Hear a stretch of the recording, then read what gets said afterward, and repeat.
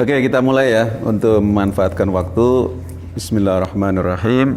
Bismillahirrahmanirrahim. Assalamualaikum warahmatullahi wabarakatuh.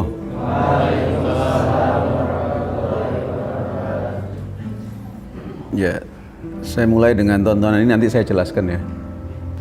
Saya kemudian menemukan ide mendirikan sekolah keliling. Kenapa saya mendirikan sekolah keliling? Karena saya ingin tahu betul persoalan anak-anak remaja seusia kalian, anak-anak SMP dan SMA. Bahkan sebelumnya saya melakukan simulasi program saya ini, konsep saya ini, saya ajarkan kepada anak-anak SD, bahkan ada anak-anak TK hadir, itu seperti foto-foto itu. Saya masuk ke kampung-kampung, RT, RW, dan saya koordinir anak-anak SD ya untuk ikut, bahkan sebagian ada anak-anak TK juga ikut. Saya ingin bahwa konsep saya ini bisa nggak diterapkan untuk anak-anak usia situ. Dan ternyata ini kan bagaimana dalam foto-foto itu anak-anak itu pada antusias. Cuma persoalan saya, kalau konsep ini, pembelajaran ini saya berikan kepada anak-anak itu, saya kesulitan untuk menyederhanakan, ya kan? Itu kan nggak gampang. Saya bicara kepada anak-anak SD, anak SMP itu kan perlu cara, perlu bahasa yang lebih sederhana. Nah, akhirnya singkat cerita, dari berbagai pengalaman itu lebih tepat konsep ini untuk anak-anak SMP, anak-anak remaja yang baru puber katakanlah, untuk anak SMP dan SMA. Kalau yang sudah kuliah agak sedikit terlambat, tapi nggak masalah juga, ya, daripada nggak dapat sama sekali. Jadi saya akhirnya menemukan pembelajaran sekolah keliling. Dengerin, sekolah keliling itu, dan selama ini kalau anda lihat di internet, di Google, sekolah keliling itu kebanyakan untuk anak putus sekolah, ya kan? Atau anak-anak yang nggak sekolah, anak-anak jalanan ya. Tapi saya bikin konsep sekolah keliling tidak untuk semua, bahkan juga untuk anak-anak yang sekolah formal, ya, juga bisa diberlakukan. Alhamdulillah sambutannya positif, bahkan saya menggandeng Bank BNI Syariah seperti tadi. Nah ini yang SMK tadi Gunung Jati termasuk sekolah pertama yang kita kunjungi. Waktu itu kita kunjungi sekolah pertama. Dan kemudian sampai Man Alia di Cirebon dan masih banyak sekolah-sekolah yang lain. Bahkan saya juga dipanggil di beberapa seminar, di beberapa orientasi, bahkan bukan hanya di Cirebon, di Jakarta dan lain sebagainya. Dan dari keberkahan saya mendirikan sekolah keliling, saya sedang menyusun sekarang seperti tadi diberitakan. Saya sekarang sedang studi S3 di PT IKI, jurusan Al-Quran. Saya dengar di sini kan ada beberapa tahfidz ya. Kalau teman-teman nanti lulus dari sini yang kepingin fokus kepada Al-Quran, saya rekomendasikan kalau untuk kuliah bagus di PT IKI yang untuk laki-laki. Kalau perempuan IIKI ada. Itu memang universitas khusus untuk yang memang serius mengkaji kajian-kajian Al-Quran. Dan dosen-dosennya bagus, dosen-dosen kelas nasional dan internasional ya. Sekarang rektornya kalau yang di tempat saya itu Pak Nazarudin, Imam Besar Istiqlal. Jadi orang-orang hebat banyak di situ. Termasuk beberapa artis yang sedang studi juga saya temukan belajarnya juga di situ, yang mereka ingin fokus pada kajian Al-Quran. Jadi teman-teman di sini yang memang tertarik pada kajian-kajian Al-Quran, bisa nanti salah satu universitas yang dirujuk yaitu PT IKI, kalau yang perempuan nanti ada IIKI khusus untuk kajian-kajian Al-Quran. Nah singkatnya, disertasi saya juga tentang itu. Artinya saya membuat konsep pembelajaran, tadinya pembelajaran berbasis pengenalan diri. Saya juga punya website sekolahkeliling.com ya, meskipun karena kesibukan saya nggak terlalu update websitenya, tapi saya sekarang lagi menulis itu disertasi. Judul terakhir yang diterima itu antropologi Al-Quran sebagai dasar pendidikan. Itu konsep saya. Artinya sebuah lembaga pendidikan akan sukses, pendidikan akan bukan hanya sekedar berkualitas, kita bicara tentang percepatan. Kalau kamu nyantri, ya kamu 3 tahun, 4 tahun kamu nggak bisa baca kitab, kamu nggak bisa bahasa Arab, minimal salah satu bahasa dunia kamu nggak kuasai, kalau menurut konsep saya kamu gagal. Menurut konsep saya ya, kamu gagal, kamu terlalu lama belajar. Ya, dengan konsep saya punya konsep 2 tahun bisa baca kitab, bisa ngomong, bisa bahasa. Itu selama 2 tahun. Tapi memang ada caranya. Hah? Ada caranya. Nah, ini yang penting, ini cara. Gak semua orang punya cara. Nah, jadi dengan kamu belajar yang efektif, kamu akan dapat. Seperti orang mancing. Kamu dapat ikan yang agak besar, umpannya segini secuil ya. Dilihatin doang sama ikan yang besar. Nah, ini sih bukan makanan saya. Nah, jadi seperti orang mancing. Kamu mancing mau cari apa? Kan dari awal udah tahu. Oh, ikan yang besar ya, umpannya agak besar, ya kan?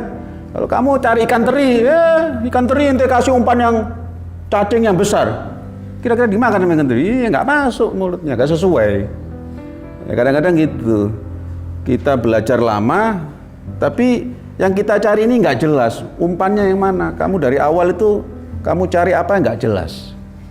Ya, kamu mau masuk pesantren, mau jadi petinju masuk pesantren, ya keliru. Ya, yang perempuan senengnya tata boga, masuk pesantren, ya keliru, ya kan? Makanya itu, kamu jangan salah tujuan, kamu jangan gagal fokus, ya kan? Harus tahu dari awal kamu ini nggak salah nggak di sini, ya kan? Nah itu. Kadang ada yang salah jalan tapi kemudian menikmati, ada yang begitu. Tadinya nggak ada cita-cita, tapi kok di sini banyak teman ya, asik, ya kan? Banyak teman ngobrol, guru-gurunya juga asik, akhirnya betah juga kan? Saya nggak perlu tunjuk siapa yang seperti itu. Tapi ada, dan saya bisa pastikan 80% kalian, kurang lebihnya, yang jelas di atas 50% kalian datang kemari tanpa sebuah tujuan yang jelas. Terima atau tidak? Nah, rata-rata kalian. Dan sebagian besar kalian datang kemari bukan karena kemauan sendiri. Itu sebagian besar kalian, ya kan? Saya nggak perlu tunjuk orangnya, itu saya sudah pengalaman, sudah ratusan tempat saya datangi, baik pesantren, sekolahan, yang sitinya boarding school. Dan ketahuilah, mereka yang sukses adalah mereka yang menjemput bola, mereka yang memancing dan sudah tahu alat pancingnya seperti apa dan ikan apa yang akan dicapai, ikan apa yang akan dipancing. Itu yang sukses. Tapi sayangnya jumlah mereka yang seperti itu sangat sedikit. Oke ya. Oke, kembali lagi. Ini belum masuk belajar ya. Ini masih pengenalan. Jadi singkatnya begitu, saya kemudian mendirikan sekolah keliling dan alhamdulillah sambutannya luar biasa. Dan saya sudah menguji coba konsep ini ke 34 anak di berbagai provinsi, 34 provinsi, bukan 34 anak. Kalau pesertanya sih banyak, ratusan. Waktu saya diundang di Jakarta, ada yang dari Papua, jadi terkumpul 34 provinsi ikut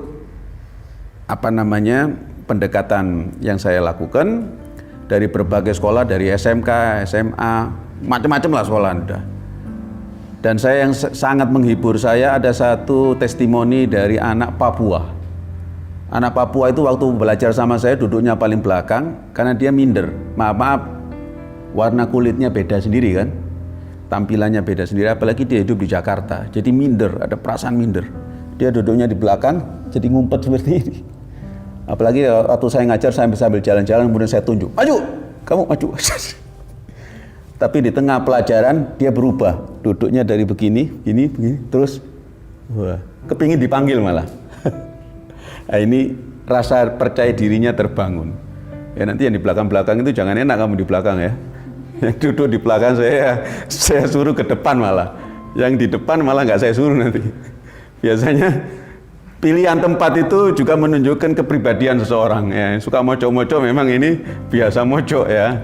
Nah, ini justru itu yang jangan enak ya. Kamu yang moco-moco justru saya incer itu ya. Gitu. Dengerin, kalau kamu mau sukses, orang sukses itu orang yang percaya diri. Orang yang percaya diri. Orang yang bisa merayakan kesuksesannya itu orang sukses. Orang yang percaya diri. Ya. Kalau selama kamu nggak berdosa, jangan takut. Orang yang berdosa itu orang yang penakut. Tapi kalau kamu nggak berdosa, suruh maju. Ngapain? Saya nggak berdosa kok. Kalau nggak bisa, biasa. Namanya orang belajar, ya kan? Jangan pernah minder, jangan pernah merasa kecil hati kalau kamu nggak bisa. Biasa. Ya. Tapi belajarlah dari setiap kesalahan.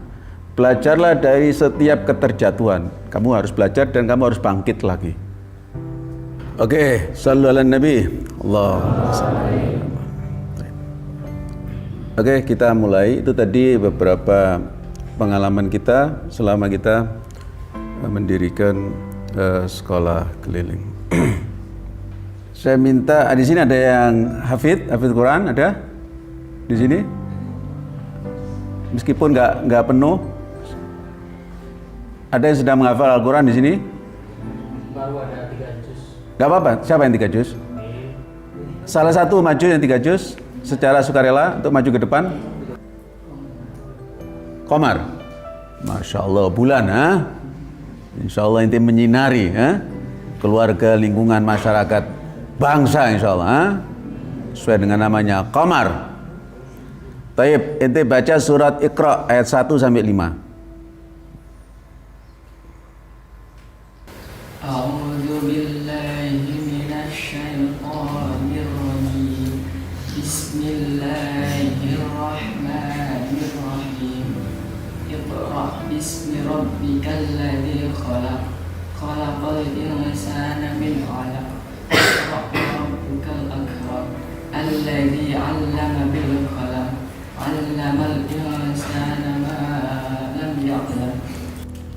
Oke, kita mulai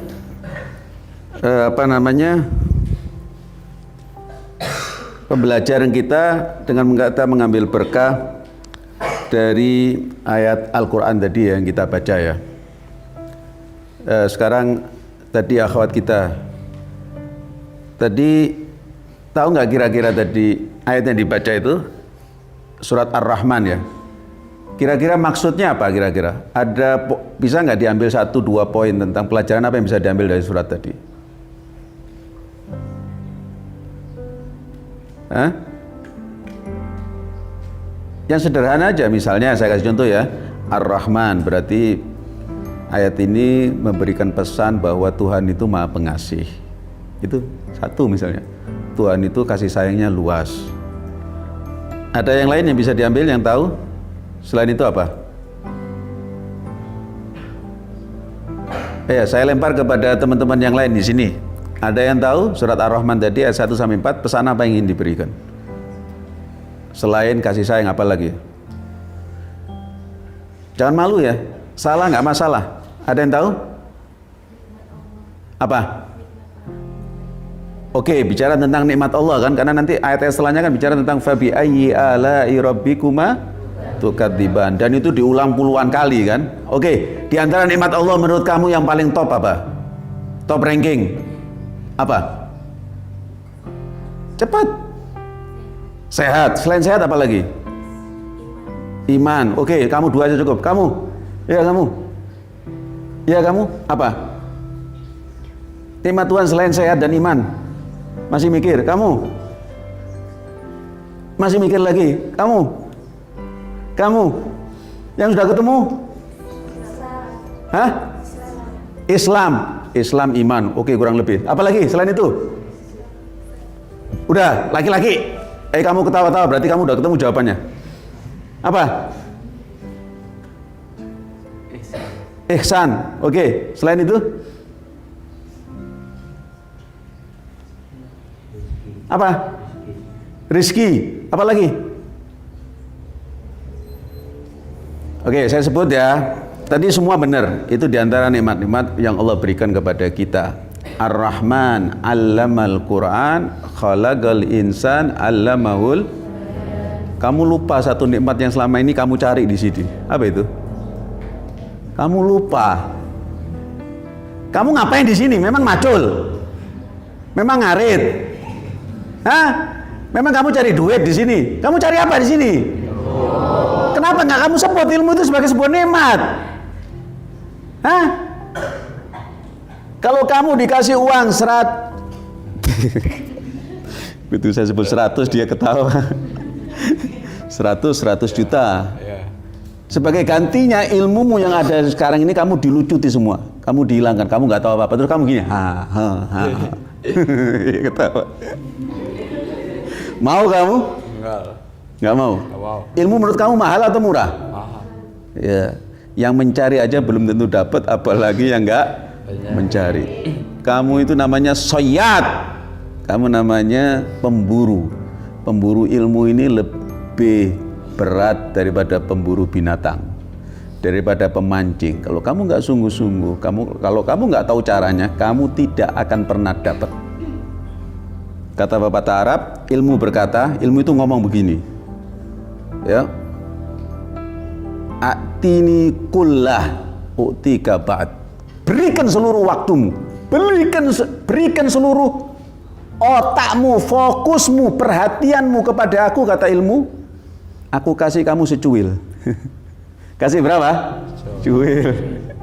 Itu kalau kamu berikan seluruh waktumu, seluruh imajinasimu, seluruh bayanganmu, seluruh lamunanmu hanya untuk mendapatkan ilmu, kamu baru dapat berapa? Secuil. Lalu bagaimana dengan kamu yang kamu yang leha-leha, kamu yang santai, ya, tahu sendiri dapatnya berapa. Karena ilmu itu adalah mahal. Nah, mudah-mudahan hari ini kamu mendapatkan di antara ilmu yang mahal. Oke. Ar-Rahman 'allamal Qur'an. Khalaqal insan 'allamahul bayan. Saya mengambil berkah dari ayat ini. Di sini menarik, nanti kalau kamu yang belajar tafsir, ayat ini coba kamu berpikir sejenak, kalau yang bisa jawab hebat. Ayat ini kelihatan tidak sistematis, tidak berurutan, tidak logis. Secara urutannya itu nggak logis. Ada yang tahu yang saya maksud tidak logis di mana? Saya terjemahkan ya, Ar-Rahman, Allah yang Maha Pengasih. Kamu lihat nanti, yang tidak logis di mana, yang nggak masuk akal di mana? Secara urutan. Allah yang Maha Pengasih, Maha Penyayang, Dia mengajarkan Al-Quran. Allam Al-Quran, Dia menciptakan manusia, khalaqal insan, allamahul bayan. Dia mengajarkan kepada manusia berbicara, berkomunikasi. Ada yang sudah ketemu? Mana yang tidak logis dari sisi urutan ayat ini?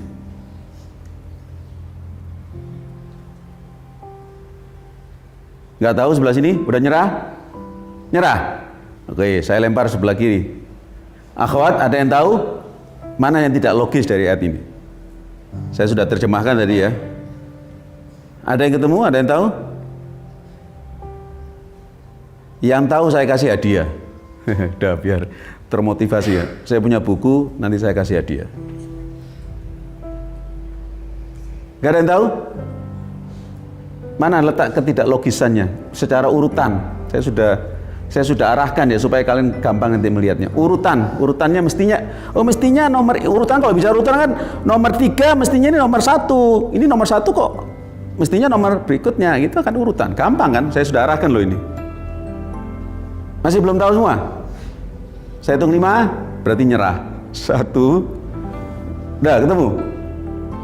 Mana?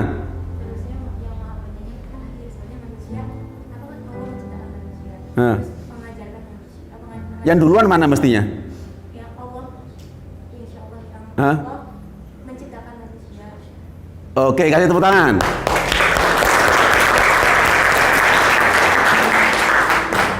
Siapa namanya?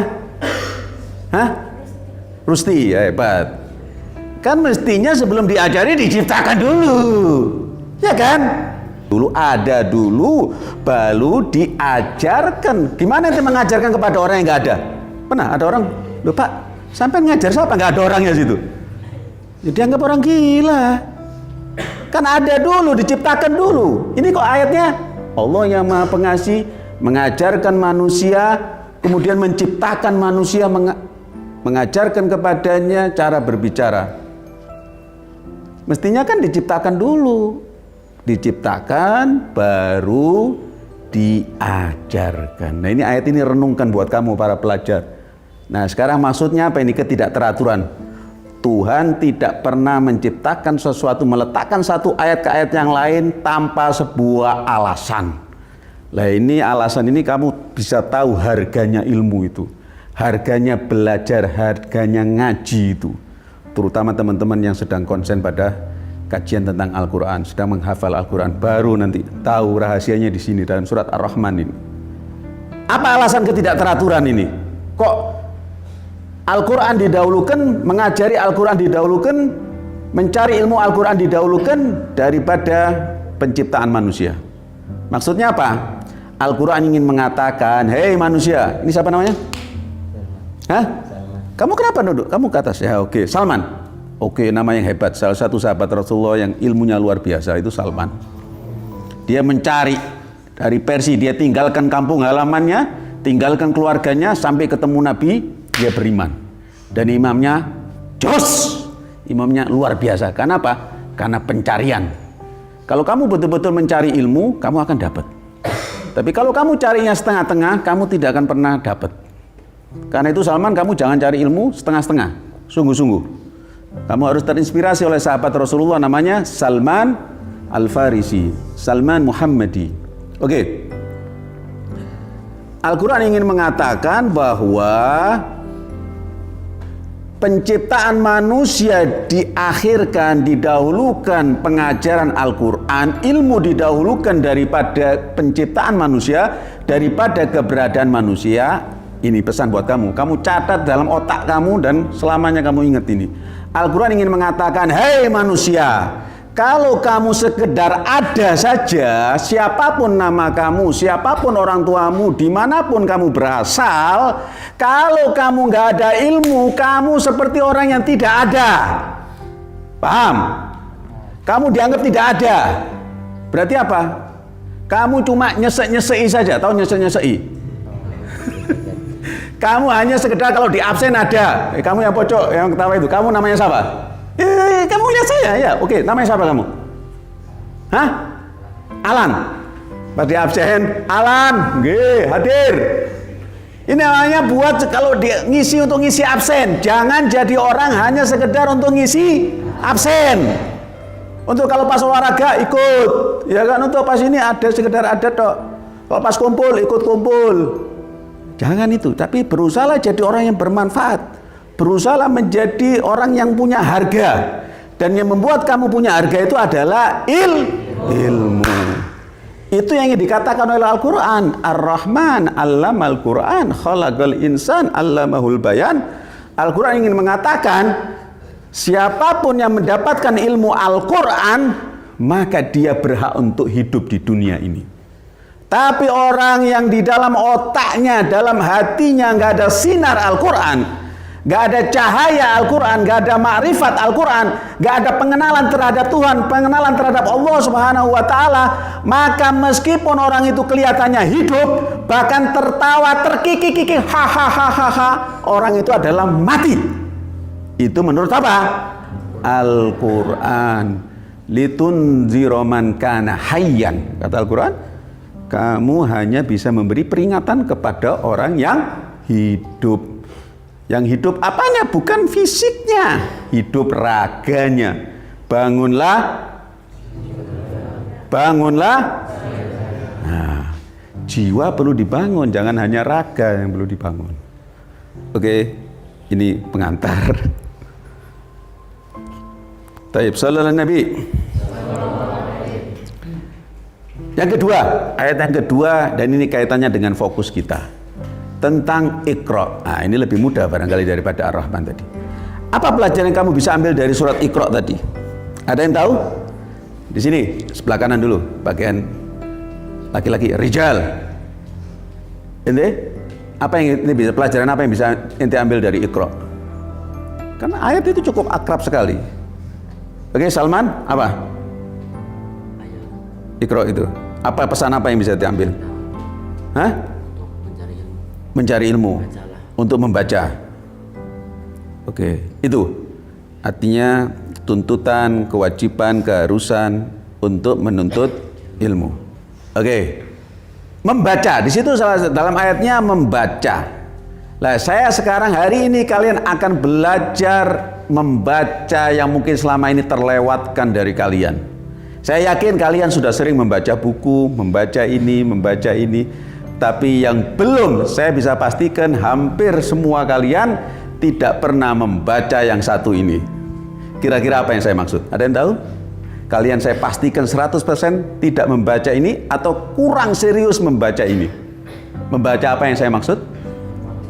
Hah? Membaca apa? Lingkungan sekitar. Itu sudah pernah kalian lakukan. Kalian melihat alam, melihat gunung, menikmati itu namanya membaca juga. Meskipun melihatnya cuma sekilas saja. Kalian menikmati alam, oh indahnya gunung ini, oh itu juga bagian membaca. Tapi ada satu membaca yang jarang kalian lakukan atau mungkin belum pernah kalian lakukan. Membaca apa itu yang saya maksud? Hah? Membaca apa? Membaca diri sendiri.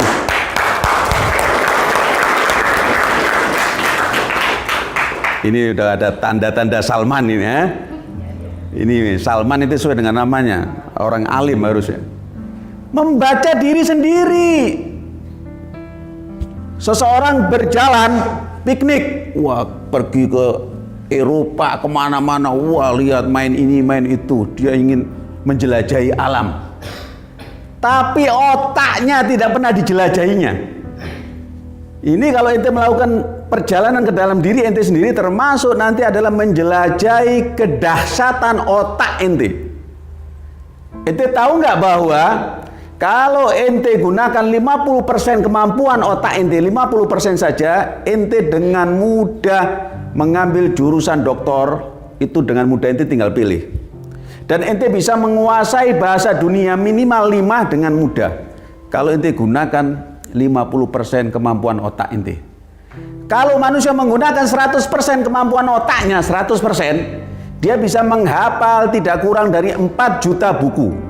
Dan dengan seluruh halamannya, 4 juta. Jadi perpustakaan terbesar di dunia itu bisa dilahapnya semua dan dia bisa tahu apa isinya semua. Itu kalau dia menggunakan berapa? 50% 100% kemampuan otaknya. Waalaikumsalam, mangga. Tetapi tahukah kamu, orang seperti orang yang paling jenius seperti Einstein itu belum menggunakan kemampuan otaknya 50%. Ya, padahal dia udah dianggap jenius. Einstein ya, itu belum 50%. Dan penelitian terakhir membuktikan, tetap perhatian. Penelitian terakhir membuktikan bahwa seluruh masyarakat dunia rata-rata hanya menggunakan kemampuan otaknya, berpikirnya cuma 12%. Berapa? 12. Cuma 12%. Ini kamu belajar sama saya ini, saya bakar otakmu. Ya, saya sedang menstimulasi ya, merangsang kamu berpikir. Kamu sekarang sudah menghadap saya, perhatian kepada saya. Berarti saya akan mengaktifkan kinerja otakmu. Ini kebanyakan ya masyarakat dunia, ini hasil penelitian ya, bukan sembarangan. Ya, hasil penelitian yang muktabar, yang valid, cuma 12% orang menggunakan kemampuan otaknya. Itu pun dengan cara yang buruk, dengan cara yang salah. Tapi masih mending digunakan 12%. Bayangkan kalau kita gunakan kemampuan otak kita 50%. Nah, kenapa kita nggak berhasil? Karena kamu menganggap dirimu bodoh. Karena kamu menganggap dirimu tidak mampu. Itu karena lingkunganmu, karena gurumu, karena orang tuamu Islami, kamu bodoh, kamu nggak mampu. Berapa sering kita mendengar kata-kata itu, betul? Kamu diremehkan, termasuk teman-temanmu sendiri. Begitu ada yang salah diketawain. Tidak boleh terjadi lagi di tempat ini ada yang salah ditertawain. Yang salah justru didukung. Ya kan? Perlu dukungan dia, jangan ditertawakan. Karena belajar itu adalah sebuah proses. Sayangnya kita, lingkungan kita, lembaga kita, orang-orang tua kita seringkali melemahkan kita. Seringkali meremehkan kita. Seringkali menghinakan dia dengan kata-kata yang tidak pantas, kata-kata yang kurang tepat. Kamu nggak bisa, kamu ini siapa, kamu belum mampu. Kamu bahkan bukan hanya itu, kadang-kadang malah membodoh-bodohkan, bodoh kamu, kata-kata yang kemudian membuat anak itu ciut. Maka orang yang berhasil adalah orang yang dia yakin terhadap kemampuannya sendiri. Dan dia sering mendapatkan ya motivasi-motivasi kata-kata positif yang itu terekam dalam alam bawah sadarnya, dan dia selalu mengatakan saya sukses, saya sukses. Oke, tirukan saya. Oke, semua menghadap saya. Oke, konsentrasi. Tirukan saya. Saya sukses. Saya sukses. Saya mampu. Kamu jangan bersandar. Oke. Ulangi lagi. Saya sukses. Saya mampu. Saya bisa. Saya percaya diri. Saya bahagia. Saya bahagia. Ini buktinya. Ketawanya galak, ketawanya dibuat-buat. Jadi kamu harus bahagia, harus tertawa, ya kan? Kata Rasulullah, ya, ciri orang mukmin itu apa? Busyruhu fi wajhih. Ya, mukanya ceria. Jangan ditekuk punya muka, ya kan? Kalau kertas ditekuk. Kamu harus ceria. Orang yang sukses adalah orang yang ceria. Apa yang tidak membuat kamu senang? Kamu masih remaja, ini waktunya kamu senang. Ya, jangan ya. Kalau kamu nggak senang, cari alasan untuk membuat kamu senang. Dan masih ada 1000 alasan untuk membuat kamu senang. Termasuk kamu dijadikan manusia, kamu harus senang. Bayangkan kalau kamu dijadikan makhluk-makhluk yang lain.